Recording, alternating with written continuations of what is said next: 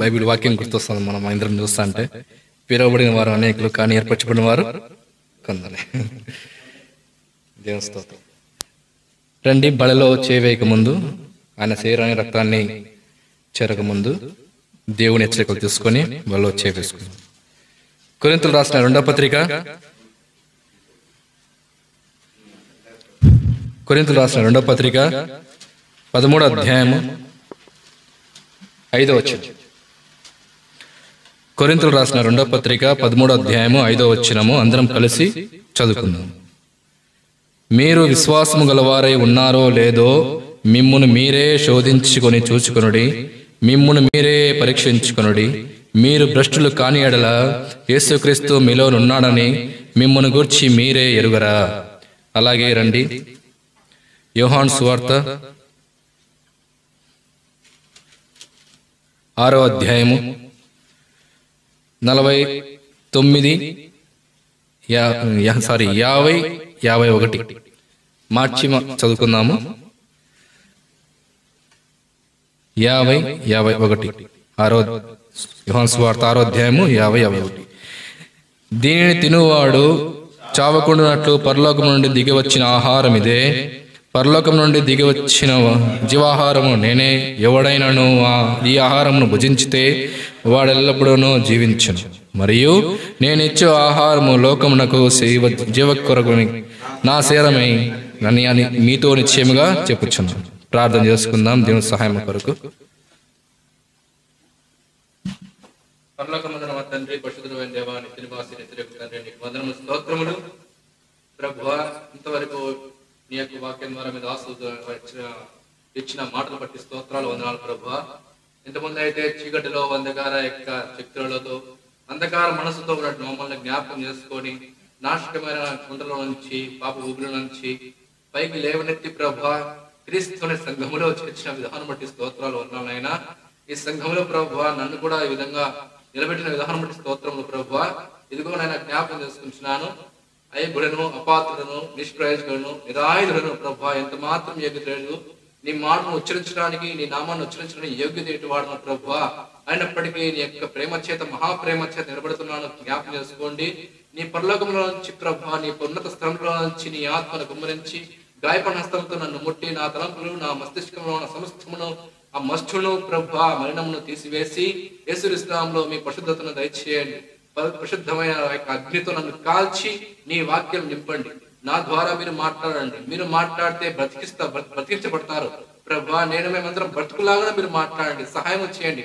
అంత దినములలో ప్రభువా నీ ఆత్మను ఇక్కడ కుమ్మరించి ప్రభా యోగ్యముగా నీ యొక్క శరీరంలో, నీ యొక్క రక్తంలో పొందులాగున మేము జీవించలాగున, అంతవరకు జీవించలాగున సహాయం చేయండి. వినుటకు ప్రభా చెవులు దయచేయండి ప్రభు, గ్రహించుటకు మనసు దయచేయండి, హృదయం దయచేయండి. సాతాను వాడి యొక్క అంధకార శక్తిని యేసుక్రీస్తునామములో బంధిస్తున్నాము, సహాయం చేయండి తండ్రి. ఇదిగో ప్రభా నీ యొక్క తేజోమయమైన మందిరమును చుట్టూ మీరు కంచె వేయండి, కాపాడండి. నీ మహిమ ఇక్కడ ఉంచండి. ప్రతి ఒక్కరితో మీరు మాట్లాడి ప్రభా మీ మహిమ తీర్చుకోమని, నన్ను కూడా కాల్చి ప్రభా పరిశుద్ధమైన మాటలు నాను వచ్చుటకు సహాయం చేయమని ప్రార్థించి అడిగి పొందుకోనా బ్రహ్మ తండ్రి. ఇక్కడ మనం చదువుకున్న లేఖ భాగంలో కొరింథీయులకు రాసిన రెండవ పత్రిక 13వ అధ్యాయము 5వ వచనం. మీరు విశ్వాసము గలవారై ఉన్నారో లేదో మిమ్మును మీరే శోధించుకొని చూచుకొనుడి, మిమ్మును మీరే పరీక్షించుకొనుడి. మీరు భ్రష్టులు కాని ఎడల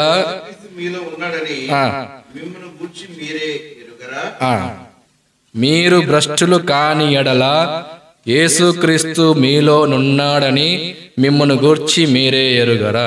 అపోస్తలుడైన పౌలు కొరింథీ సంఘానికి రాస్తున్న మాటలు ఇవి. చివరి అధ్యాయంలో చివరిగా రాస్తున్న మాటలు ఏమంటే, మీరు భ్రష్టులు కాని ఎడల అంటే సంఘము దేనికి అవకాశం ఉంది? భ్రష్టులు అయ్యేదానికి అవకాశం ఉంది. సంఘాన్ని ఏర్పరచుకున్నాడు దేవుడు, రక్తంతో కడిగినాడు దేవుడు.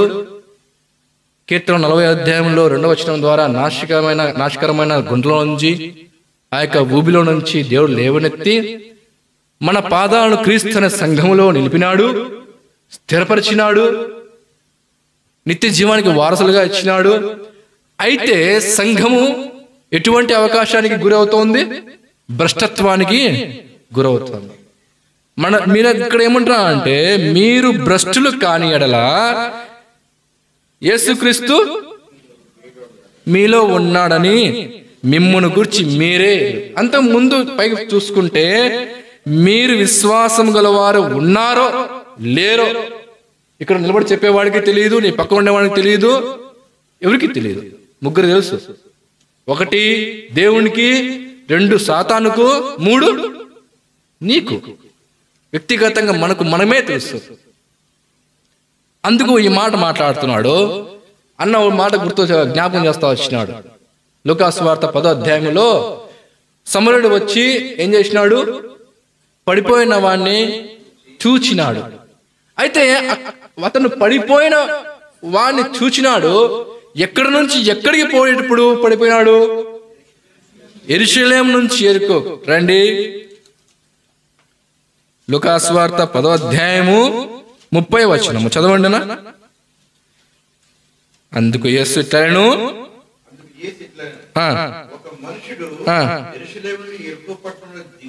దిగి వెళ్ళుచు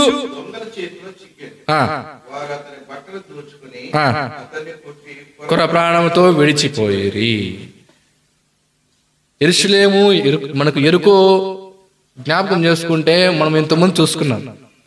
1 రాహాబును జ్ఞాపకం చేసుకున్నాము, 2 జక్కైని జ్ఞాపకం చేసుకున్నాము, 3 గుడ్డివాడిని జ్ఞాపకం. గుర్తుందా? దేవుని స్తోత్రం. యెరికోలో వీళ్ళు ఉన్నారు. దేవుడు వీళ్ళని దర్శించి, వీళ్ళని రక్షించి, వీళ్ళకి రక్షణ ఇచ్చి, నిత్య జీవమునిచ్చి ఎక్కడ ఉంచినాడు? యెరూషలేము అనే పరిశుద్ధ స్థలంలో ఉంచినాడు. అయితే పరిశుద్ధ స్థలంలో నుంచి, యెరూషలేము నుంచి ఒక మనుషుడు ఏమైపోతున్నాడు? యెరికోకు వెళ్తున్నాడు. ఎక్కడికి వెళ్తున్నాడు? ఎక్కడి నుంచి అయితే దేవుడు నిన్ను తీసుకుని లాక్కొని బయటికి మరణకరమైన ఆ యొక్క పాపపు జీవితంలో నుంచి, ఆ యొక్క చెడు అలవాట్ల నుంచి, చెడు భ్రష్టత్వంలో నుంచి, నాశకరమైన గుంటల నుంచి తీసుకొని బయటికి వస్తే మళ్ళీ మనుషుడు ఏం చేస్తున్నాడు? యెరూషలేము నుంచి దిగిపోతున్నాడు. మనము మాటికి మన ఆత్మీయ స్థితిలో ఎదుగుతూ పోవాలి, కానీ మన ఆత్మీయ స్థితిలో ఏమైపోతున్నాము? దిగిపోతున్నాము.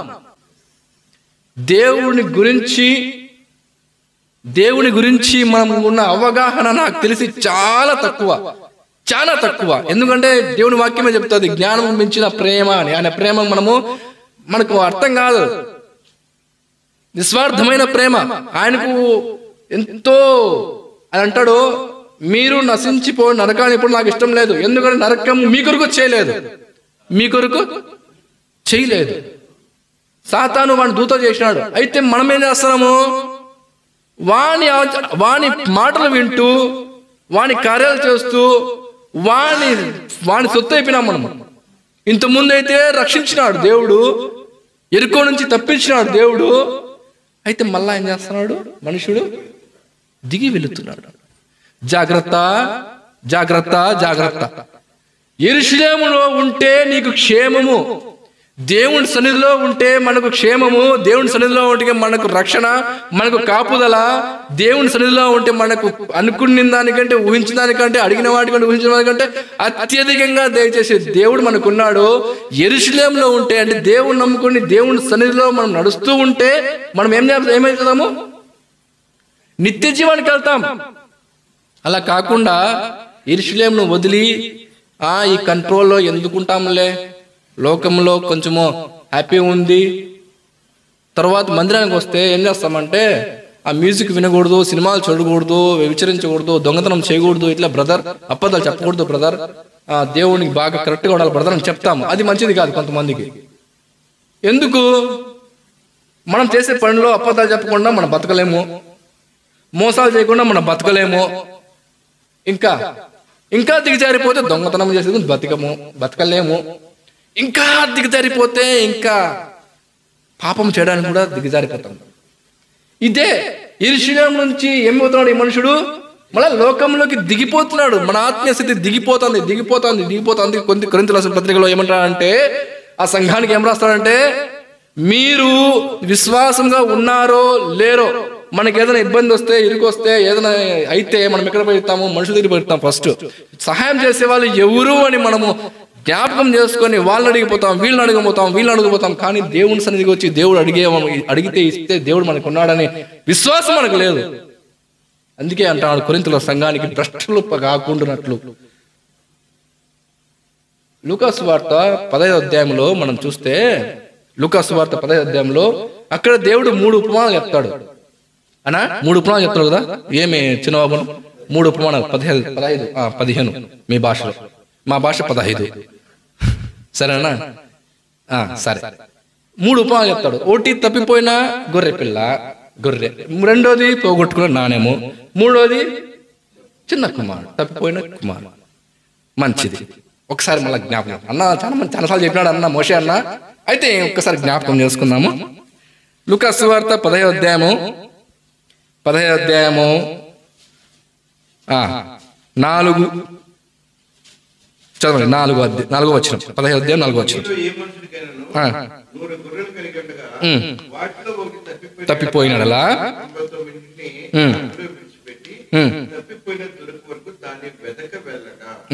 ఇక్కడ గొర్రె తప్పిపోయింది. మా ఈదులో, మేమున్న ఊర్లో పెద్ద మండలంలో మా ఈదులో సాగులు ఉన్నారు. వాళ్ళకు గొర్రెలు ఉన్నాయి. ముందు కొన్ని ఉన్నాయి, మా తర్వాత కొనుక్కున్నారు వాళ్ళు. వాళ్ళ కొడుకు ఏం చేస్తాడంటే, చిన్నపిల్లోడు కట్టి తీసుకొని ముందర ఏం చేస్తాడు, పోతా ఉంటాడు. అతన్ని అనుసరిస్తూ వెంబడిస్తూ ఈ గొర్రెలు పోతా ఉంటాయి. వెనకాల వాళ్ళ ఆయన పోతా ఉంటాడు. అర్థమవుతుందా మీకు? ముందు కూడా పోతున్నాడు, వెనకాల కూడా పోతున్నాడు, మధ్యలో గొర్రెలు పోతున్నాయి. ఈ గొర్రెలు ఏం చేస్తున్నాయి అంటే, పోయేది రూట్గా ముందర పోయేవాడిని అనుసరించకుండా ఒక గొర్రె తప్పిపోయి ఇక్కడ వెళ్ళిపోయింది. అర్థమవుతుందా? వెళ్ళిపోయింది. ఒక గుట్టి తప్పిపోయినాడు. అలా అతడు పొద్దున పోతారు, నాయన కొడుకు పోతారు, గొర్రెలు మోపుకొని వస్తారు, సాయంత్రం వస్తారు సట్టి కొట్టుకొని పోయి. ఈ అన్ని గొర్రెలు వచ్చినప్పుడు ఏం చేస్తారంటే వీళ్ళు ఎంచుకుంటారు, ఉన్నాయా లేవా. మళ్ళీ ఆ గొర్రెలు గుర్తులుగుని వేస్తారు, గొర్రెలు కలిసిపోకుండా. అర్థమవుతుందా? గుర్తులు వెనకాల బొచ్చుగా తెచ్చడమో, దానికి కలర్ వేయడమో ఏదో ఒకటి ఉంటుంది, గుర్తులు వేస్తారు. సరేనా? మనమంతా పల్లెల పెద్ద టౌన్లో మనం కాదు, కానీ మేము అటు నుంచి వచ్చిన వాళ్ళమే. గుర్తులు వేస్తారు. అవన్నీ వచ్చినాయా? సరే, వస్తే ఎక్కడి నుంచి ఎక్కడ పోయినారో, మేత ఎక్కడ అయిపోయిందో, సాయంత్రం టైం అవుతుంది, ఇంక అన్ని లెక్క పెట్టుకుంటారు. అన్ని వచ్చినాయా? తప్పుడే తప్ప. చిన్నపిల్ల ఉంది, ఆ చిన్నపిల్ల దాన్ని నడచలేదా, ఎత్తుకొని వస్తా ఉంటారు. సరే, ఒకవేళ తప్పిందంటే ఈ మంద నుంచి దూరం వెళ్ళిపోయింది ఆ గొర్రె. దూరం వెళ్ళిపోయిన గొర్రె ఏం గుమ్ము ఉంటుందా? ఉండదు. మే మే అరుస్తూ ఉంటుంది. అరసదా నా గొర్రె? అరుస్తుంది. ఇక్కడ అడవిలోకి వెళ్ళిపోయింది, ఒంటరిగా ఉంది. ఇక్కడ ముళ్ళు ఉన్నాయి, ఆ ముళ్ళు కుచ్చుకుంటున్నాయి, రాళ్ళు ఉన్నాయి, రాళ్ళు కుచ్చుకుంటున్నాయి. ఇంకా గొర్రె కోసము అక్కడ అడవిలో ఏమేమి ఉంటాయంటే తోడేళ్ళు ఉంటాయి, నక్కలు ఉంటాయి, ఇంకోటి ఉన్నాడు ముఖ్యంగా సింహాలు ఉంటాయి. సాతాను నువ్వు తప్పిపోతే, నువ్వు పడిపోతే, దేవుని మార్గంలో నుంచి వెళ్ళిపోతే ఏం చేస్తాడు వాడు? నిన్ను తినేస్తాడని కూర్చోంటాడు. అందుకే పేతురు మొదటి పేతురులో 5వ అధ్యాయం 8వ వచనంలో మీ విరోధి అయిన అపవాది సింహంలా ఉన్నాడు. ఎక్కడ నువ్వు తప్పిపోయినావంటే, ఎక్కడ నువ్వు పడిపోయినావంటే వాడు ఏం చేస్తాడు? నిన్ను మింగుతాడు, తింటాడు. తినేసిన తర్వాత గుర్తొస్తుంది, వాడి దగ్గర ఉంటే బాగుండు, గుంపులో ఉంటే బాగుండు, మందలో ఉంటే బాగుండు, ఎందుకు కాపరి ఉన్నాడు ఆడ. సరే, ఇది తప్పిపోయింది. కాపరి ఏం చేసినాడు? పోయినాడు. చూడండి, అతడు 99 వంటిని అడవిలో విడిచిపెట్టేసినాడు. ఎందుకు? గుంపు ఉన్నాయి. ఈ గుంపు ఉన్నట్టు ఏం చేసినాడు? విడిచిపెట్టి తప్పిపోయిన దానికోసం పోయినాడు. ఎందుకు నా తప్పిపోయిన దానికోసం విలువ పెట్టి కొన్నాడు, డబ్బులు పెట్టి కొన్నాడు. ఊరికి వచ్చినాడు. ఏమన్నా గొర్రెలు, ఒక గొర్రె అమ్ముకుంటే ఎంత? ఇప్పుడు 8,000 9,000, ఇంకా బక్రీద్ వస్తే ఇంకా ఎక్కువ పోతుంది. విలువ పెట్టి కొన్నాడు. దాని వల్ల మనకి లాభం ఉంది. నన్ను యేసు విలువ పెట్టి కొన్నాడు. తన రక్తంతో, తన సొంత రక్తంతో, పరిశుద్ధమైన రక్తంతో దానికోసం ఏం చేసినాడు యేసు ప్రభు? వచ్చినాడు. ఇక్కడ ఏం చేసినాడు? వెతికినాడు.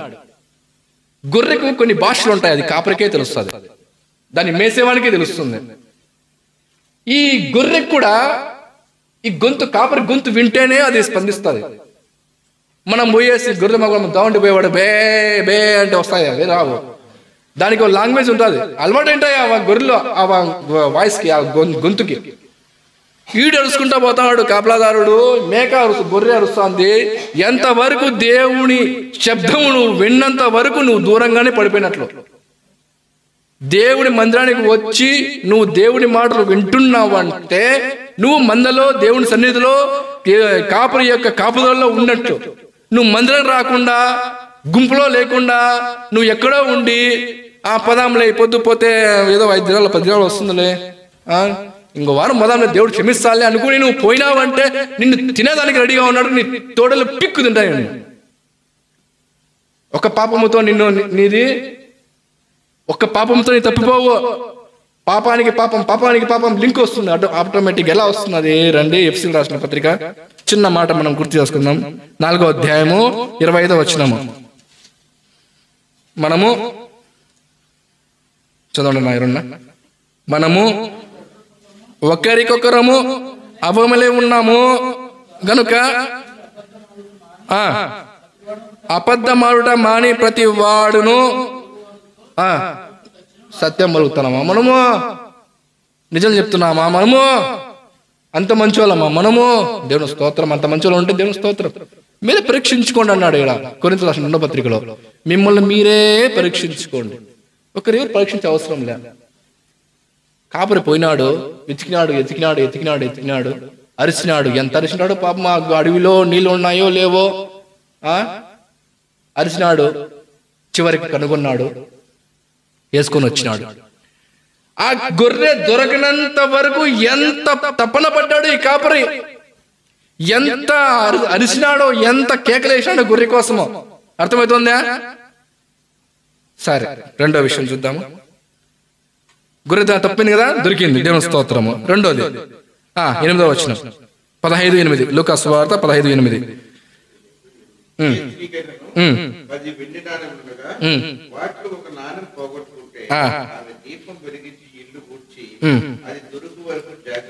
వేత కదా, అది దొరికినప్పుడు తన చెన్నికేతలతో పొరుగు వాడిని పిలిచి ఇక్కడ ఏమంటానంటే 10 నాణ్యాలు ఉన్నాయి ఒక స్త్రీ దగ్గర. ఏ స్త్రీకైనా అన్నాడు. మన దగ్గర కూడా దేవుని మాటలు ఎన్నో ఉంటాయి, కానీ ఒకటి పోయింది. ఏది పోయింది? దేవుని వాక్యం చూద్దాము రండి.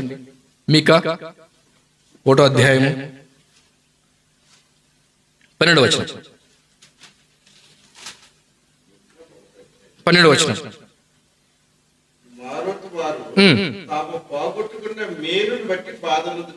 చాలు. మారోతు వారు ఏం చేశారు? మేలు పోగొట్టుకున్నారు. దేవుని నుండి కలిగే మేలు పోగొట్టుకున్నారు.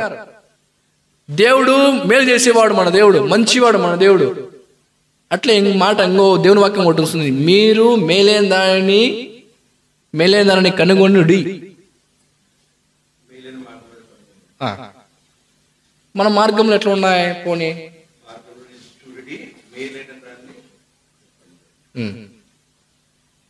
మన మార్గంలో మంచివా? పరీక్షించుకోండి. ఈ స్త్రీకి అయితే దొరకలేదు, వెతికింది పాపము. ఇంకా కొంతమంది చెప్తారు, యూదులలో స్త్రీకి ప్రధానం అయ్యేటప్పుడు కొంచెం కానుకిస్తారంట, నాణ్యాలు. అది మళ్ళా మ్యారేజ్ అయ్యేటప్పుడు మళ్ళా చూపించాలంట. అదేమో నాకు తెలియదు. అయితే ఇక్కడ అయితే చెప్పిన మాట ఏమంటే, పోగొట్టుకుని ఎతికింది, పాపం దొరికింది. చివరికి ఏం చేసిందాయమ్మా? మన ఇంట్లో కబోర్డ్లు ఉంటాయి, మన ఇంట్లో మన ఊరికే ఉంటుంది కదా, ఫ్రీగా ఉంటుంది. ఇట్లా రూమ్, ఇల్లు సామాన్లు ఉంటాయి, కింద టేబుల్ ఉంటాయి, బీరవాలు ఉంటాయి, చేపలు ఉంటాయి. అవన్నీ తీసి ఓ మూల పెట్టింది, అంతా ఊడ్చింది, లైట్ వేసింది. పాపం కనపడింది, లాస్ట్ కనపడింది.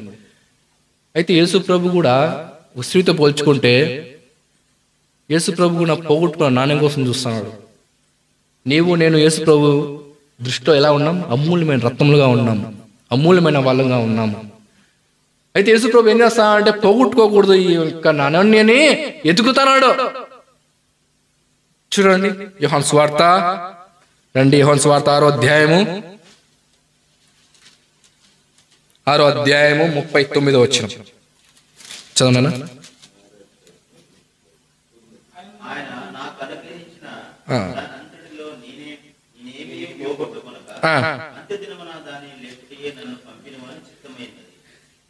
నాకు అనుగ్రహించిన దేవుడు మనల్ని దృష్టించి ఆయన చిత్తంలో ఉంచి మనల్ని ఏం చేసినాడంటే ఆయనను యేసుప్రభు అప్పగించినాడు. ఆయన రక్తంతో కడగబడ్డా మన మంత్రము, ఆయన వచ్చినప్పుడు మనమందరం ఎత్తబడతాం. ఇది మనకు తెలిసిన విషయమే. అయితే ఇప్పుడు ఏమంటాడు? యేసుప్రభు అందరినీ పోగు చేస్తున్నాడు. పోగు చేసిన తర్వాత ఎవరిని పోగు చేస్తున్నాడు? పోగొట్టుకోకుండా పోగు చేస్తున్నాడు. దేన్ని కూడా చూడండి, ఆయన నాకు అనుగ్రహించిన దాన్ని అంతటిలో నేనేమీ పోగొట్టుకనుక అంత దాన్ని లేపుతా అంటున్నాడు. లేపేదానికి నిన్ను కనుగొంటాడు. ఈ స్త్రీ వెతుకుతాంది. ఎందుకు వెతుకుతాంది? ఏమంత ప్రయాస? పోతే ఫోన్లే 9 ఉన్నాయి, దాంతో బతకచ్చు కదా. వెతుకుతాంది, ఊడ్చింది, దీపం వెలిగించింది. పాపం ఎంత కష్టపడిందో పాపం. ఇంకా మొగుడు ఎవడు సాయం చేయలే పాపము, ఒకటే వచ్చింది. చూడండి, పోగొట్టుకుని అంత లేపేదానికి ఏం చేస్తానంటే పోగొట్టుకోకుండా ఉన్నాడు ఆయన. ఇదే అధ్యాయంలో చూడండి, ఇదే అధ్యాయం 18వ అధ్యాయము యోహాను సువార్త 18వ అధ్యాయము 9వ వచనంలో ఇక్కడ దాన్ని పోగొట్టుకోలేదు కదా, ఇక్కడ ఏమంటున్నాడు చూడండి 9. నీవు నాకు అనుగ్రహించిన వారిలో ఒకరినైనా నేను పోగొట్టుకోలేదని చెప్పిన మాట నెరవేరినట్టు ఇలా అది దేవుడు అప్పగించిన యేసుప్రభు అప్పగించిన వాళ్ళు ఒకరి కూడా పోగొట్టుకోకూడదు. ఎందుకు?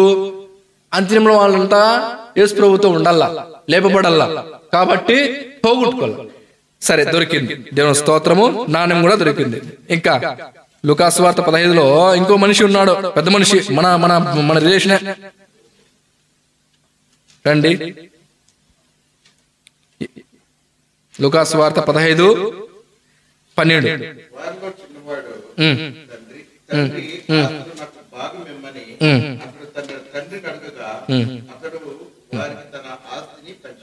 పంచిపెట్టాను. చూడండి, ఎవడో ఉంటాడు మన కంపల్లో, ఎవరో ఇట్లా తిరగబడేవాడు. మా ఇంట్లో ఉన్నాడు వాడు, చిన్నోడు, నాకంటే చిన్నోడు. ఇంతకుముందు అన్న తాగుబోతులు సాయంత్రం అయ్యగుడికి తాగుడు లేకపోతే మనసు లాగుతాది అంటాడు. అది మా మామ గుర్తొచ్చినాడు, చిన్న మామ. నిజమే. 10 రోజులు నేను తాగుతున్నాయినా మా అవ్వ చెప్తే, సరే మా తాగండి అంటాడు. 10 రోజులు బాగుంటాడు, మళ్ళా మామూలే. తినే కడుపుకు తినే తిండికి ఎవరు కానీ 10 రూపాయలు ఎవరు కానీ, మంది అయితే కోట వేసుకోవచ్చు. వాళ్ళ పక్కన కూర్చున్నామంటే వాళ్ళ కోటలో నంటి వేస్తాడు. నువ్వు తాగు, నేను తాగు, వెయ్యి. మన దాంట్లో చాకనా ఒకటి. అవును, నిజమే, అట్టుంది లోకం. ఇక్కడ ఈ మనుషుడు ఏం చేసినా అంటే తండ్రిని అడుగుతాడు, నాకు వచ్చే భాగం నాకు ఇచ్చే, పంచిపెట్టి నేను వెళ్ళిపోతా, వెళ్ళిపోతా అన్నాడు. ఈయనేం చేసినాడు? సరే నాయన అనేసి తండ్రి ఏం చేసినాడు అంటే, కొడుకు మాట కాదన్నాడు తండ్రి. ఇచ్చేసిన తర్వాత గమ్ము ఉన్నాడా? నువ్వు ఫోన్ చెప్పలా తండ్రి, నువ్వు ఫోన్ చెప్పలా, ఉండమని చెప్పలా. ఈయన చేసినాడంటే కొన్ని దినములైన తర్వాత ఆ చిన్న కుమారుడు సమస్తమును కూర్చుకొని దూరదేశములకు ప్రయాణమైపోయి ఈడుగుని దూరం పోయినాడు. తన ఆస్తిని దుర్వ్యాపారం వల్ల పాడు చేసేది. దూరం వెళ్ళిపోయినాడు. యెరూషలేము నుంచి ఎరుకోకి వెళ్ళిపోయినాడు ఒక మనుషుడు. తర్వాత గొర్రె మందిరంలో నుంచి తప్పిపోయింది, కాపుదల దగ్గర నుంచి ఒక గొర్రె. తర్వాత నాణ్యము ఉండింది, ఉండకుండా పోగొట్టుకున్న స్త్రీని జ్ఞాపకం చేసుకుని అది కూడా దొరికింది. ఈడ ఒక మనిషి దూరం దేశం వెళ్ళిపోయినాడు. అంటే దూరం మనకు బాగుంటుంది, దేవుని సన్నిధిలో నుంచి మనకు దూరం బాగుంటుంది. ఎందుకు? పాపం చేయొచ్చు, పాపం రుచిగా ఉంటుంది, బాగుంటుంది మనకి. దేవుడి దగ్గరికి వస్తే ఏమీ ఉండదు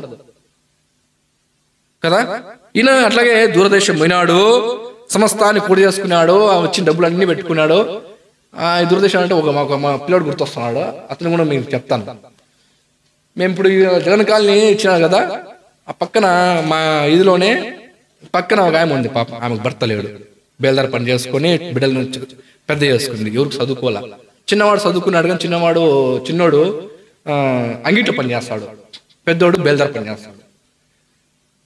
చిన్నోడు ఏం చేసినా అంటే సవాసాలు పోయి ఇంట్లో నాయన సవాసాలు పోద్దు నాయన, జతలు పోద్దు నాయన, బాగుండు నాయన, పని అయిపోతే మళ్ళీ సీదా ఇంటికి రా నాయన అని చెప్తుంది. అది మంచిగా కనపల్లా. ఎందుకు? యవనంలో ఉన్నాడు పిల్లోడు, పాపము సవాసాలు కావాలా, తిరగాల, బండి ఉన్నది, బండిలు తిరగాల. సాయంత్రం అయితే ఎక్కడెక్కడ పోతాడో సినిమాలు, షికార్లు, వాణి జల్సాలు. ఇంటికి వస్తే మా అమ్మ వదులుతుంది నాయనా, ఇంటికి పోతే మా అమ్మ వదులుతుంది, ఏమని ఏది అది చేతి ఇది చేతి కండిషన్లు పెడుతుందని ఈయన పిల్లోడు ఏం చేసినాడంటే ఒక రోజు వెళ్ళిపోయాడు. ఇల్లు వెళ్ళిపోయాడు. 3 నెలలు అయిపోయింది, 4 నెలలు అయిపోయింది, ఈ 4 నెలలు అయిపోయింది. అయితే ఆ పిల్లోడు కోసము ఈ తల్లి ఎంతగా ఏడ్చిందో పాపము, ఎంతగా ఏడ్చింది. లోకస్తులు గమ్ము ఉంటారా? ఉండరు. అక్కడ పోతారో ఇక్కడ పోతారో, సినిమాలు చూస్తారు, అవి చూస్తారు, ఇవి చూస్తారు అన్ని చెప్తున్నారు. కానీ ఈ అమ్మకి ప్రశాంతం లేదు. కొడుకు వెళ్ళిపోయినాడు కదా పాపం, పెద్దోడు ఉన్నాడు, చిన్నోడు వెళ్ళిపోయినాడు. ఏడ్చింది పాపం. నాకు కూడా చెప్పుకుని ఎన్నోసార్లు బాధపడిందేమో, నా కొడుకు బంచోడు నాయన, మా ఓడిని చెడగొట్టే నాయన సవాసగాళ్ళు అని బాధపడింది. ఈ సవాసగాళ్ళ మాట విన్నాడో ఏమో ఈ పిల్లోడు, చిన్న కుమారుడు పాపము తెలియదు. ఏం చేసినాడు? ఆస్తి తీసుకున్నాడు, వెళ్ళిపోయినాడు, దూరదేశం వెళ్ళిపోయినాడు. వెళ్ళిపోయిన తర్వాత అక్కడంతా చేసినాడు, దుర్వ్యాపారం వలన పాడు చేసినాడు. డబ్బులు ఉంటే మనం గమ్ము ఉండము, మన చేతులు గమ్ము ఉండవు. పాపం చేయడానికి డబ్బు ఒక కారణము, అవకాశం ఇస్తుంది. డబ్బులు ఉంటే ఆడిపోవచ్చు, ఇడిపోవచ్చు, చేయరాని పనులు కూడా చేయొచ్చు, చేయరాని పనులు కూడా చేయొచ్చు. అందుకే సమస్త దుర్నీతికి డబ్బు, ధనం. మళ్ళా ఒకడు అంటాడు ధనం ఇదం జగత్. తప్పు. డబ్బులు మన దగ్గర ఉండింది అనుకో, ఏం చేయడానికైనా మనం వెనకాడం. అందుకే అంటాడు, ఏమంటాడంటే ధనము సమస్త మూలం. డబ్బులు సంపాదించండి, కానీ దాన్ని మీద ఆశ పెట్టుకోవద్దండి, దాన్ని అపేక్షించకూడదు, దాన్ని అవకాశంగా తీసుకోకూడదు, దాన్ని మనము ఆశించకూడదు. తగు మట్టుగా మనకు చాలు, దేవుడు ఇస్తాడు. అయితే ఈ మనిషి ఏం చేసినాడంటే తండ్రి ఆస్తుల వెళ్ళిపోయినాడు, దూరంగా వెళ్ళిపోయినాడు, పాడు చేసినాడు, నాశనం చేసుకున్నాడు. అయితే 14వ వచనంలో అదంతయో చేసిన తర్వాత 15 ఆ దేశం ముందు గొప్ప కరువు వచ్చిందంట. హెచ్కేలు 14:13 చదువున్నారు. 13 నరపుత్రుడా, ఏ దేశమైతే విశ్వాసఘాతకమై నా దృష్టికి పాపం చేసినదో వానికి నేను విరోధిని, ప్రాణాధారమగు ఆహారము లేకుండా చేసి కరువు పంపించి మనుషులను పశువులను నిర్మూలన చేస్తాడు. దేవుడే కరువిస్తాడు. ఎందుకు కరువిస్తాడు? విశ్వాసఘాతుకుల విధానం కాబట్టి. విశ్వాసఘాతుకులమైతే దేవుని యందు నమ్మకం ఉంచకుండా, లోకంలో నమ్మకం పెట్టుకొని దేవుని సన్నిధిలో ఉండకుండా దూరంగా పోయినట్లయితే నీదంతా పాడైపోతుంది. నువ్వేమైపోతావు? కరువులో పడిపోతావు. నీ తినే తిండి ఉండదు, తాగేదానికి నీళ్ళు ఉండవు. ఈ మనుషుడు ఏం చేసినాడు? చిన్నపిల్లడు పాపమో యవనస్తుడు పందులు తినే పొట్టు తినాలనేసి ఆశించినాడు. కడుపు మన ఇది ఏం లేకపోయినా కూడా ఇది ఉండాలా. సమస్త అంతా చేసేది కడుపు కోసమే. మనకు తెలియకుండా మనం కొంతమంది చేస్తారంటే మనకు, మన బిడ్డలకు, వాళ్ళ బిడ్డలకు ఒకడన్నాడు, నేను పెయింట్ పని పోయినప్పుడు ఇంట్లో వాళ్ళు కొంచెం ఉన్నోళ్ళే, ఆయన అంటాడు, ఆ పిల్లోడు ట్రేడింగ్ చేస్తాడు. అతను ఏందన్నా అదంటే అదే ట్రేడింగ్ అని. ఏం పని చేస్తావు అట్లా ఇట్లా అంటే, నేనా 5 తరాలకు తిని మిగిలిపోయేంత సంపాదించాలంటాడు ఆయన. 5 తరాలు ఇతను పిల్లలు, వాళ్ళ పిల్లలు తిని మిగిలిపోవాలంట. అర్థమవుతుంది మీకు? లోకము ఎంత దూరం పోతుందో. ధనవంతుడా, ఒక వెర్రివాడా, ఈ రాత్రి నీ యొక్క ప్రాణం అడిగితే నువ్వు అర్థమవుతుంది. కాబట్టి మనకు ధనము ఆశ ఉండకూడదు, విశ్వాసఘాతం కాకూడదు. ధనం అవసరమే, డబ్బు అవసరమే, దేవుడు ఇస్తాడు. విశ్వాసం ఉండాలి మనకి. విశ్వాసం ఉండాలి. అందుకే ఏమంటారు అంటే మీకు కరువు రాకుండా మనం ఏం చేయాలంటే విశ్వాస ఘాతుకులము కాకూడదు, విశ్వాసంలో పడిపోకూడదు, విశ్వాసాన్ని పోగొట్టుకోకూడదు, విశ్వాసంలో తప్పిపోకూడదు. దేవుని సన్నిధిలో వచ్చి మనం తప్పిపోయినామంటే నువ్వు సాతాను చేతిలో చిక్కినట్లే. ఆడనే ఉంటాడు, గేటు దగ్గరే ఉంటాడు సాతాను, నువ్వు పట్టుకుంటాడు. ఆదివారం శుక్రవారం వస్తే మనకు చాలా విశ్వాసం ఉంటుంది, దేవుని దగ్గర పోవాలా, దేవుని ఆరాధించాలా, దేవునితో గడిపి రావాలని. మళ్ళీ మిగతా రోజుల్లో ఎట్లుంటుందో మనకు తెలియదు. రాను గుర్రాలు గాడిదలు అయినాయి, ఏం చేస్తాము మనం గుర్రాలం. ఒకప్పుడు మందిరం ఇంతకుముందు 18 చూపించిన అన్నకు, నాకు చాలా బాధగా ఉంది చెప్తే. అక్కడ కూర్చుంటారు, అక్కడ కూర్చున్నారు, ఒకరి మీద కూర్చుంటారు, పడుకుంటారు. ఇంకో నాకు అర్థం కాదు, ఆడు కూర్చున్నారు, చెప్పులు ఆడు కూర్చున్నారు. ఇప్పుడు ఏమైపోయింది, చాలా మంది వెళ్ళిపోయారు, దూరంగా పడిపోయినారు. యేసు ప్రభు నామములో దేవుని దగ్గర నుంచి పడిపోయినారు. నిజమైన దేవుణ్ణి ఎరిగి నిజమైన రక్షణలోకి వచ్చి నిజమైన మార్గంలో నిలబడి నిజమైన జీవములోకి వచ్చిన నీవు ఎలా పోతావు? ఎలా పోతావు? కొరింథీయుల సంఘానికి అంటాడు, మీరు భ్రష్టులు కాని యెడల యేసుక్రీస్తు మీలో ఉన్నాడని మిమ్మును మీరు ఎరగరా? యేసుప్రభు మనలో ఉన్నాడా? ఇంకా ఉన్నాడా యేసుప్రభు? సాతాను ఉన్నాడా? సాతాను తలంపులు ఉన్నాయా? సాతాను ఆలోచనలు ఉన్నాయా? మనం భ్రష్టులతో ఉన్నామా? విశ్వాసంలో ఉన్నామా? నానాటికి సంఘము వర్ధిల్లకుండా పోతుందంటే చాలా బాధగా ఉంది. జయరాజ్ అంకుల్ అన్న చెప్తాడు, జయరాజ్ అన్న లేవికాండం 16:13 చూడండి. లేవికాండము 16:13.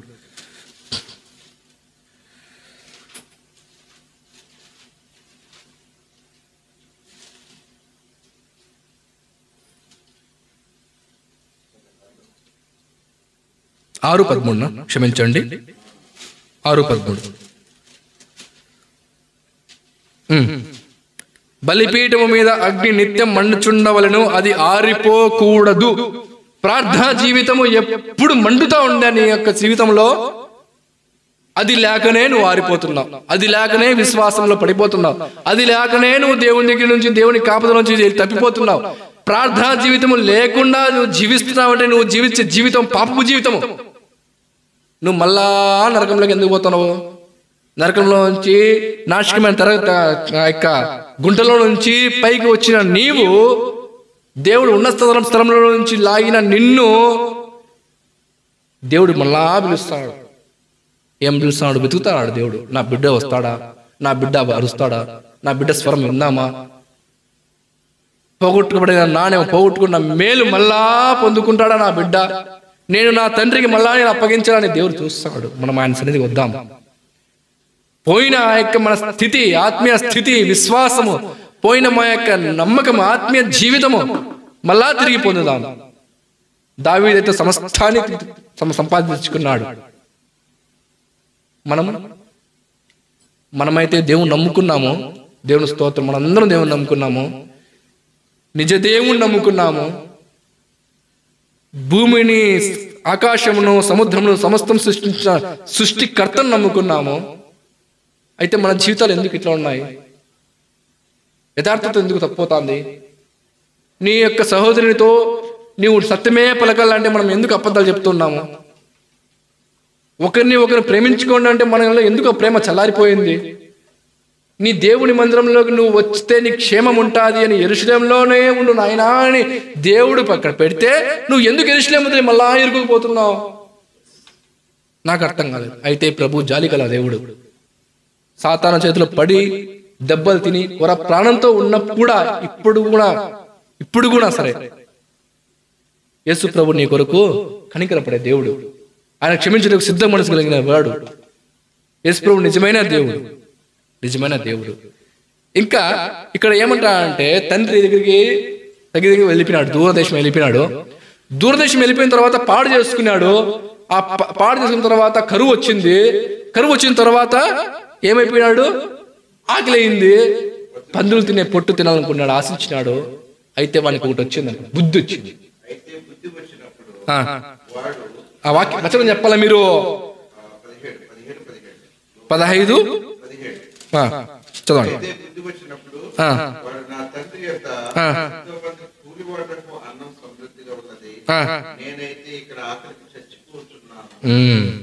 తండ్రి దగ్గర ఉంటే సమృద్ధి, పరలోకము తండ్రి దగ్గర ఉంటే నీకు ఈ సమస్తము సాధ్యము. పరలోకము తండ్రి దగ్గర ఉంటే నీకు ఏదైనా ఇవ్వడానికి సిద్ధము. ఆయన ఏమంటాడంటే చూడండి, కూలి వాండ్రకు అన్నము సమృద్ధిగా ఉందంటాడు. కూలోళ్ళకి ఉందంట అన్నము, ఇంకా కొడుకున్నదా? ఉంటుంది. ఎందుకు ఉండదు? మనమంతా ఎవరులమో? కూలోళ్ళమా? దేవుని కూలోళ్ళమా? కాదు, దేవుని కుమారులము. మనకున్నదా సమృద్ధి? మనకున్నదా నిత్యము? మనకున్నదా జీవము? మనకున్నదా మేలు? ఉంటుంది. తరువాత ఏమంటాడు, ఇది ఇప్పుడు గుర్తొస్తుంది సమృద్ధి ఉండదని, బుద్ధి వచ్చినప్పుడు. బుద్ధి కొంతమందికి కూడా లేదంట. ఎవరన్నా సంఘంలో ఉన్న 10 మందిలో ఒక 5 మందికి బుద్ధి లేదు. బుద్ధి లేని కన్యకలు, మత్తయి సువార్త 25వ అధ్యాయంలో బుద్ధి లేని కన్యకలు ఏం చేశారు? సిద్ధపాటు లేదు, పడుకున్నారు. వీళ్ళు పడుకున్నారు, బుద్ధి గల వాళ్ళు పడుకున్నారు, బుద్ధి లేని వాళ్ళు పడుకున్నారు. అయితే పెండ్లి కుమారుని స్వరము బుద్ధి ఉన్న వాళ్ళు విన్నారు. పెండ్లి కుమారుని స్వరము బుద్ధి లేని వారు వినలేకపోయినారు. నువ్వు దేవునితో సాన్నిధ్యము కలిగి ఉంటే పరలోకం నుంచి ఆ మధ్యాకాశంలో ప్రత్యక్షమైనప్పుడు దేవుడు ఆ బూర ఊదితే ఆ బూర నీకు వినపడుతుంది. అర్థమైందా? యేసుప్రభువు వస్తాడు, అది నిశ్చయము. సంఘాన్ని ఎత్తుకుని పోతాడు, నిశ్చయము. మళ్ళా మనం వస్తాము, 7 ఏళ్ళ పరిపాలన చేస్తాం. ఇది నిశ్చయం, వాస్తవం ఇది. అయితే ఆ బూర వినేదానికి, ఆ పెండ్లి కుమారుని ఎదుర్కొనేదానికి, ఆ కాపులను ఎదుర్కొనేదానికి ఆయన స్వరము నీకు అలవాటు అయ్యిందా? నువ్వు గొర్రెవే, నేను గొర్రెనే. ఆయన మేపు గొర్రెలు మనం అందరము. అయితే మనకు ఆయనకు ఆ స్వరము అలవాటు అయ్యిందా? మనము బే అనాలా? యేసు ప్రభు ఏం చేయాలా? ఆయన స్వరాన్ని వినిపించాలా. ఆయన స్వరాన్ని వినాలంటే మనం ఏం చేయాలా? దేవుని వాక్యం చదవాలి. దేవునితో సన్నిహితమైన ఆ యొక్క ప్రార్థనా జీవితం కలిగి ఉండాలా. ఎప్పుడు వస్తాడు? ఎప్పుడు వినబడుతుంది నీకు ఆ స్వరము? ఎప్పుడు ఆ యొక్క తలుపు తెరచబడుతుంది? నువ్వు ఆ యొక్క లోపలికి ప్రవేశిస్తావు. నువ్వు ఆ పరలోకంలో యేసు ప్రభువుతో ఉంటావు. నువ్వు పాపం దేవుని నమ్ముకున్నా, పవిత్రంగా జీవిస్తున్నా, దేవుని వాక్యము చదవకుండా, ప్రార్థన చేయకుండా, దేవునితో అనుసంధానము లేకుండా, దేవునితో సవాసము లేకుండా, దేవుని మాటలు వినకుండా, దేవుని మందిరానికి రాకుండా నువ్వు జీవిస్తున్నప్పటికీ కూడా, దేవుని స్వరము వినలేకుండా ఉన్నప్పటికీ కూడా ఏమైపోతావు అంటే విడవబడతావు. విడవబడినప్పుడు నీకేం చేస్తుంది? అగ్ని ఆరదు, పురుగు చావు. అందుకే అంటారు మీరు భ్రష్టులు కాదు. అందుకే మనకు బుద్ధి కలిగించడానికే ఇక్కడ ఏమంటారు? అది వాక్యం ఉన్నది. మనకు బుద్ధి రావాలా. యెరూషలేములో పెట్టినాడు దేవుడు, మనం యెరూషలేములో ఉండాలా. పాపం జీవితం నుంచి బయట తీసుకొచ్చినాడు దేవుడు, మనం అక్కడే ఉండాలి. మనం మళ్ళీ ఎందుకు రావాలి? దిగిపోవాలి. ఆత్మీయ జీవితంలో ప్రేమలో ఎందుకు దిగిపోవాలా? సత్యంలోంచి ఎందుకు దిగిపోవాలా? దిగిపోకూడదు. చూడండి, ఇంకో మాట, మంచి మాట ఉన్నది.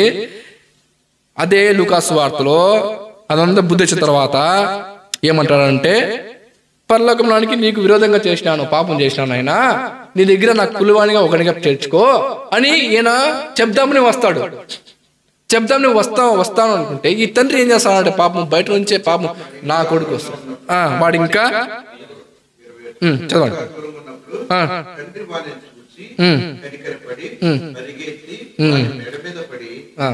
ఎన్ని రోజులు చూసినాడో పాపం, నా కొడుకు వస్తాడు. ఎంతో మంది లేచిపోతాంటారు. ఎంతోమంది ఇంట్లో వదిలేసి అన్ని డబ్బులు తీసుకొని వెళ్ళిపోతాంటారు. ఇంట్లో డబ్బులు తీసుకొని వెళ్ళిపోతాంటారు. మళ్ళీ ఆ డబ్బులు అయిపోయిన తర్వాత, వాళ్ళకంతా బుద్ధి వచ్చిన తర్వాత, లేచిపోయిన వాళ్ళు కూడా వాళ్ళకి బుద్ధి అయిపోయింది. ఆ డబ్బులన్నీ ఎంజాయ్ అయిపోయిన తర్వాత మళ్ళా వాళ్ళకి డబ్బులు లేకుండా వాళ్ళకి అష్ట కష్టాలు పడి అక్కడ సచ్చి అద్దిని మళ్ళా కొంపకే వస్తారు. అవును, మళ్ళీ వచ్చినాడు వీడు మా ఇదిలో జగన్కాలం మా ఇదిలో వెళ్ళిపోయాడు చెప్తేనే పాపం వాళ్ళ అమ్మ బాధపడింది అని మళ్ళీ ఒక 7-8 నెలలు పోకనే మళ్ళీ వచ్చేసాడు. జాగ్రత్త. మనము ఎక్కడికి పోయినా కూడా, దేవుని ఇంటి నుంచి ఎక్కడికి పోయినా కూడా మళ్ళా మనం రావాల్సిందే. దేవుడు నిన్ను తన్ని, నీకు బుద్ధి చెప్పి, నిన్ను శిక్షకు లోపరిచి శిక్ష పెట్టి అలా తిప్పుకోవడం, అలా నడిపించుకోవడం దేవునికి ఇష్టం లేదు. మనంతకు మనమే ఈ తండ్రి ఇంటి బయట ఇంటి బయట నా కొడుకు వస్తాడు పోయినాడు, డబ్బులు అయిపోతాయి, మళ్ళా వస్తాడు. తండ్రికి తెలుసు కాబట్టి తండ్రి ఏం చేస్తున్నాడు? తండ్రి ఎదురు చూస్తున్నాడు. వాడంత దూరంలో తండ్రిని గుర్తుపట్టినాడు. ఎన్ని రోజులు స్నానం చేసి, ఎన్ని రోజులు బట్టలు మార్చుకొని వాడి దగ్గరికి పోయినాడు. వాని కంపు చూడలా, వాని మాసిపోయిన బట్టలు చూడలా. ఆ పందులు మనకేమో సువాసనలో బాగా లజ్జలు ఉంటాయా, పీతికొంట్లో ఉంటాయి. అవును, మేము చూసినాం. మేము స్కూల్లో పోయినప్పుడు ఏం మంచి మురికి మా అన్న బాగా కరెక్ట్ స్పష్టంగా బాగా మాట్లాడు. అది మృదువైన మాటలు, ఇది పచ్చి మాటలు అంతే. మా కడప జిల్లా అట్లా ఉంటుంది. ఏమే దేవుడి స్తోత్రం. అక్కడ మేము చదువుకున్నప్పుడు ఆ పందులు మేపుకునే వాళ్ళంతా ఎక్కడా పోరు, బాగుండే ప్లేస్లో పోరు, ఆ పొలాల్లో అక్కడక్కడ పోరు. ఆ బురదలో ఆ వాసన మనం పోలేము, పోతుంది. అటువంటి పరిస్థితుల్లో నుంచి, అటువంటి స్థలంలో నుంచి వచ్చినా కూడా తండ్రి కొడుకును పోరా, స్నానం చేసుకొని రాపురా, బట్టలు మార్చుకొని రాపురా అని చెప్పలా. పడిపినాడు. వాని కంపు చూడలా, వాని వాసన చూడలా, వాని పరిస్థితి చూడలా. తండ్రి ప్రేమ అట్లాడిది. మనము ఇంకా పాపంలో ఉన్నా, ఇంకా శాపంలో ఉన్నా, మనం రక్షించబడి పడిపోయి ఇంకా గలీజు పెంటకుప్పలో ఉన్నా కూడా మనల్ని దేవుడు ప్రేమించేవాడు. దేవుడు మన కొరకు ఎదురు చూసేవాడు. దేవుడు మనల్ని ముద్దు పెట్టుకునేవాడు. ఈ దేవుడు నిజమైన దేవుడు. ఈ ప్రేమ ఎటువంటి ప్రేమ మనం చూసుకున్న ప్రేమ గత వారంలో 7 మనం చూసుకున్నాము. ఇంకా చాలా ఉన్నాయి. జ్ఞానం మించిన ప్రేమ, అగాపే ప్రేమ, అనుగ్రహించిన ప్రేమ, శాశ్వత ప్రేమ, నిన్ను ప్రేమించి అంతవరకు ప్రేమించే ప్రేమ. ఇటువంటి ప్రేమ దేవుడు నా కొడుకు బురద ఆ మట్లో ఎత్తబడిన ఆ వెంట్రుకలు ఎట్లున్నాయో, ఆ బురద ఒకసారి ఊహించుకోండి. ఒక 2 వారాలు స్నానం చేయదండి, మీ బతుకు మీకు ఎత్తుకు అనిపిస్తుంది. నిజంగా చెప్తున్నా. ఒక 2 రోజులు స్నానం చేయకుండా నాకు పసిన ఏమంటారు, చెమట వాసన వస్తుంది. అంటే పందులు తినే పొట్టులు మేపుకుంటా, పందులు అక్కడ బురదలో పోతా, చెప్పులు ఉన్నాయో లేదా పాపము, అవన్నీ వచ్చినాడు. అవన్నీ గుర్తుపట్టి వాడిని అది చూడకుండా, వాడి స్థితిని గమనించకుండా, నా బిడ్డ పోయినాడు, వెళ్ళిపోయినాడు, మళ్ళా వచ్చినాడు అని ఆ బిడ్డ కోసము మా బిడ్డ మీద పడి ఏం చేసినాడు, ముద్దు పెట్టుకున్నాడు. తర్వాత ఏం చేసినాడు 21లో, అప్పుడు ఆ కుమారుడు అతనితో,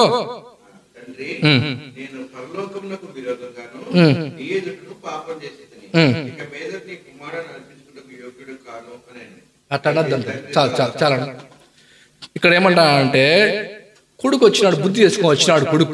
బుద్ధి తెచ్చుకొని వచ్చిన తర్వాత తండ్రితో చెప్తున్నాడు. తండ్రి అంత ప్రేమగల దేవుడు అయినప్పటికీ కూడా ఏం చేసినాడు, ముద్దు పెట్టుకున్నప్పటికీ కూడా కొడుకు ఏమంటున్నాడు, బుద్ధి వచ్చిన తర్వాత పాపం చేసినాడు. అప్పుడు బుద్ధి చెప్తాడు, నేను పాపం చేసిన, నన్ను క్షమించంటాడు. నీ కొడుకుగా అనిపించుకుని యోగ్యని కాను అంటాడు. మనము ఆయన సన్నిధికి వచ్చి మనము, ప్రభువా నేను పాపం చేసినాను, ఈ పాపం వల్ల పడిపోయినాను, ఈ పాపంలో తప్పిపోయినాను, నీ సన్నిధిలోంచి దిగబడి వెళ్ళిపోయినాను, ఈ ఆత్మీయ జీవితంలో నుంచి ఎక్కడో దూర దేశం వెళ్ళిపోయినాను, నన్ను క్షమించు ప్రభువా, నీ రక్తంతో కడుగు నాయన, బల్లను సమీపించక ముందే నన్ను యోగ్యునిగా కడుగు, నిజమే ప్రభువా అని మనం ఒప్పుకొని ఆ రక్తంతో కడగబడిన తరువాత ఏమంటాదంటే, చూడండి ఆ మాట అన్న తర్వాత, అయితే తండ్రి తన దాసులను చూచి ప్రశస్త వస్త్రములు త్వరగా తెచ్చి వీనికి కట్టి, వీని చేతికి ఉంగరము పెట్టి, పాదములకు చెప్పులు తొడిగించుడి. ఆ మాట అయిన తర్వాత తండ్రి ఏం చేస్తాడు, ఏ దాసుని పిలిచి ఏం చెప్తాడు, వీని బట్టలు తీసివేయండి, ప్రశస్త వస్త్రాలు తీయండి, నా కొడుకు వచ్చినాడు, ప్రశస్త వస్త్రాలు వేయండి, ఉంగరం పెట్టండి, నా కొడుకు ఏమీ లేదు, ఇప్పుడు ఉంగరం పెట్టండి, తర్వాత చెప్పులు కొండ కాళ్ళకు పాదములు వేయండి, వాని ముండ్లు చుక్కుంటాయి, రాళ్ళు కుచ్చుకుంటాయి. ఇప్పుడు ఇక్కడ వచ్చాడు, ఇప్పుడు తండ్రి దగ్గరికి వచ్చినాడు. తండ్రి దగ్గరికి వచ్చిన తర్వాత ఏమొచ్చింది, ఉంగరం అధికారం వచ్చింది, ప్రశస్త వస్త్రం వచ్చింది, తర్వాత పాదాలకు దెబ్బ తగలకుండా ఏమొచ్చింది, చెప్పులు వచ్చినాయి. తండ్రి దగ్గర ఉంటే అంత భద్రం ఉంటుంది. దేవుని దగ్గర ఉంటే అంత భద్రం ఉంటుంది. ఒక మనిషి, సామాన్యమైన మనిషే తన కుమారుని పట్ల ఇంత ప్రేమగా ఉన్న దేవుడు నీ నా పట్ల పడిపోయినా తిరిగి ఆయన దగ్గరికి వచ్చినప్పటికి కూడా ఎంత శ్రద్ధ కలిగి ఉన్నాడు, ఎంత ప్రేమ కలిగి ఉన్నాడు, ఎంత నిన్ను ఆదరిస్తాడు. అమ్మ పడుకోవద్దండి, దేవుని స్తోత్రము, పడుకోవద్దండి ప్లీజ్, పనుకోవద్దండి. ఇదే సాతాను దొంగిలించేది. ప్లీజ్ పనుకోవద్దండి. వాక్యం వదిలేస్తానండి నా మాటలు.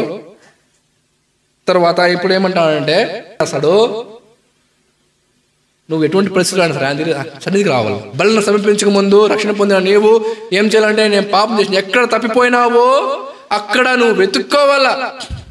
నీ ఆత్మీయ జీవితమా, లేకపోతే అబద్ధాలా, లేకపోతే దిగిపోయే స్థితియా, లేకపోతే దేవుని సన్నిధి దూరంగా పోయిన స్థితియా ఉన్నావు. మనిషి మీద ఉన్నావు. నీ హృదయం ఎక్కడ ఉందో జ్ఞాపకం చేసుకో. తర్వాత ఇంకో మాట చెప్పి నేను ముగిస్తాను. ఈ తండ్రి తర్వాత ఏమంటానంటే 24వ వచనం,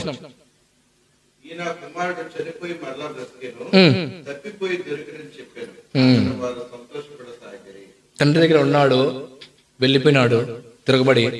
ఉద్రనైనా పోద్రని చెప్పినా కూడా వెళ్ళిపోయినాడు తిరగబడి. మళ్ళా వచ్చినాడు, తండ్రి ముద్దు పెట్టుకున్నాడు. ఆయన పాపం చేసిన ఒప్పుకున్నాడు.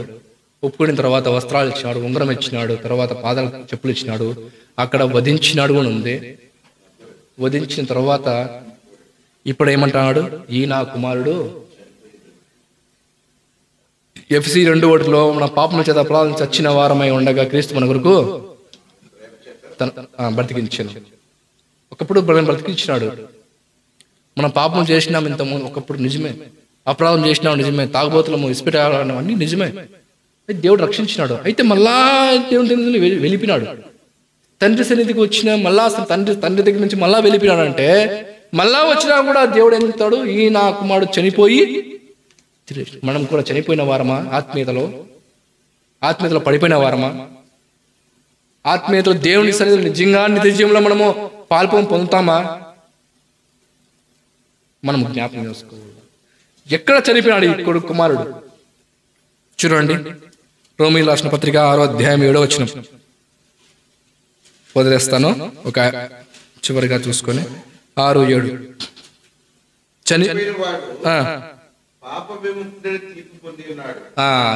నా కుమారుడు చనిపోయి తిరిగి బతికినాడు. చనిపోయిన వాడు ఎక్కడ చచ్చిపోయినాడు? పాపం నుంచి ఇప్పుడు విముక్తి అయిపోయి బతికినాడు. తీర్పు వచ్చేసింది. ఇప్పుడు ఎటువంటి తీర్పు? దేవుని దగ్గర నుంచి. ఈ నా కుమారుడు చనిపోయినాడు, తిరిగి బతికినాడు. ఆ చనిపోయిన స్థితి ఏంది? పాప విముక్తి. పాపమును చనిపోయినాడు. ఇప్పుడు తండ్రి ఒప్పుకున్నాడు కదా, పాపం చేసినాడు ఆయన అని. కాబట్టి పాపంలో చచ్చిపోయినాడు నా కొడుకు. ఇప్పుడు తిరిగి లేచినాడు అంటున్నాడు. తిరిగి లేచిన తర్వాత సంతోషిస్తున్నాడు. మొదట మనం చూసినాము తప్పుపోయిన గొర్రె, 2 మనం చూసినాము పోగొట్టుకున్న నాణ్యము, 3 మనం చూసినాము తప్పిపోయిన కుమారుడు. ఈ స్థితిలో ఎక్కడున్నాను నువ్వు? ఎక్కడ ఉన్నావు? జ్ఞాపకం చేసుకో. ఏది పోగొట్టుకున్నావు జ్ఞాపకం చేసుకో. అందుకే చివరిగా ఒక మాట చదువుకొని అయిపోయింది, ముగిచ్చేస్తా. 6వ అధ్యాయం, యోహాను సువార్త 6వ అధ్యాయము 50వ వచనం.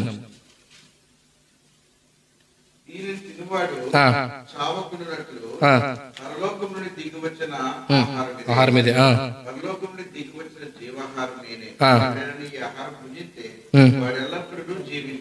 అది నిశ్చయంగా చెప్పు. దేవుని శరీరం ఇది, దేవుని రక్తం ఇది. దీన్ని తిని తాగినవాడు జీవిస్తాడు, నిత్యము జీవిస్తాడు. అందుకే కొరింథీయులకు రాసిన పత్రికలో ఏమంటాడంటే, మీరు విశ్వాసం గలవారై ఉన్నారో లేరో మిమ్మల్ని మీరే శోధించుకోండి, పరీక్షించుకోండి. తర్వాత ఏమంటానంటే, మిమ్మల్ని మీరే శోధించుకోండి. ఒకడు మిమ్మల్ని చెప్పే అవసరం లేదు. దేవుని వాక్యాలు చెప్పేంత వరకే దేవుడు ఉన్నాడు. అయితే మిమ్మల్ని మీరు శోధించుకోండి, పరీక్షించుకొని దాంట్లో నుంచి మీరు బయట రావడమే మీ వంతు. తర్వాత ఏమంటాడు? భ్రష్టులు కాకుండా మాట్లాడతాడు. మనం భ్రష్టులు కాకుండా ఎందుకు ఇన్ని మాటలు దేవుడు మాట్లాడినాడు? అర్థమవుతుందా? దేవుని స్తోత్రము. దేవుడి వాక్యం దీవించిన గాక.